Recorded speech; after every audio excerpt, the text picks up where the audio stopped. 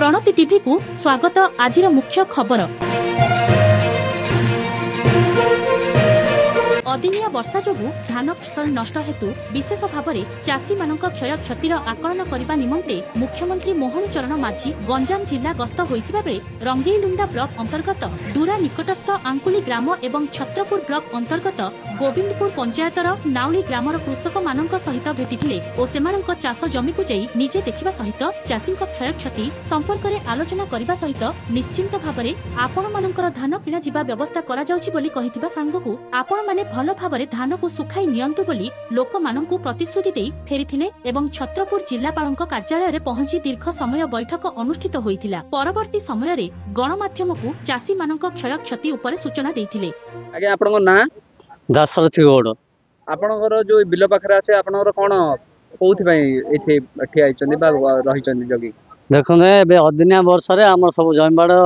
जहाँ धान सब काटे सब गजा है आगे हेले आगे आ गजा है से धान ए सब मंडली बाहर कला बेलू केते मध्य सब से वर्षा आगु पानी छाणी केते सब हुड़ार गदा कलु हेल जुआगांती मारु से गुड़ा काढ़ले मध्य सब बिंडा बिंडा हेरी गजा बाहर आ सब मूल्य जो कले गुड़ा गोटौचु से धान सब गजा है तले रही ऊपर खाली नटा डागा आपण को आपनकर केते जमी आम 10 जण जमी आम निजर आउ चाष जमी गोटे 7 जण भाग चाष अछंदी कि हाँ भाग चाषी 7 जण आपनकर केते नष्ट होइছে सब जगह सब किछ आम सब जगह काटी पके देजु किछ गोटे नु सब जगह नष्ट होई जाइछ हाँ सब हेले आपण मुख्यमंत्री को कोन जणेबा पई हाँ मुख्यमंत्री कोन कहजु बोले आमर तो सब नष्ट हैला एबे आम जिम देले गोटे 50-60 हजार ताने खर्च करछु गाड़ी घोड़ा सब करी रोलु बाछलु सब कलु जान पीड़िया पद सब केलु एबे देखा धान किसी बाहर आउना आ सरकार बोले आम मुख्यमंत्री कौन हेले गोटे साहाय्य कले आ धान आम जहाँ कि से गजा है क्षति है सब धान मंडी ने आ जो मैंने प्राइवेट बिक्री से उचित दर ने बोले आम उपकृत हबु। आज्ञा नमस्कार आपण परिचय उदय गौड़ आपण एठी ग्रामवासी समस्त जो उपस्थित अच्छा मुख्यमंत्री कोथि पई कोन अभियोग आपण रही हमरो जो वर्षा हला हम धान काट दीचु से धान सब गजा नष्ट हो जाइछि सेतबे हम एठी अछु केते भरण आपण हमरो 15 गण निजर 430 गण मुख्यमंत्री में कोन अभियोग रखिबे आपण आमे गजा धान देखौ हमर क्षय क्षति मागु आ ए जो धान जो हमर गजा हो जाइछि आमे जणौ जे हमर धान टा जिम देरे मंडी ने फेरि जिम सरकार न आपण परिचय आज्ञा करापुली हमर संवादी नायक आज्ञा कोथि पई एथरे एठी हमर ए जो बन्या वर्षा हला हमें तो किसी जान नथिलु आज्ञा वर्षा अकाल वर्षा हेला दिथर आज्ञा वर्षा परे हमर खंदबाड़ी सब पूरा नष्ट हेला सब गजा हेला धान गदा बा धान मद सब खराब हेला आमे रहित भाई माने बहुत हटहटार आगे पड़ीजु किसी उपाय आम बुद्धि दुनी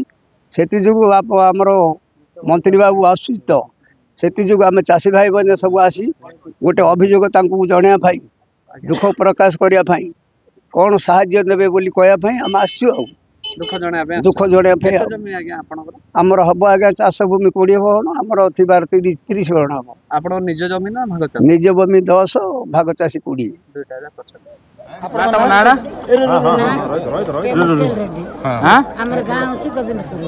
मुख्यमंत्री आज आइले कोन कहले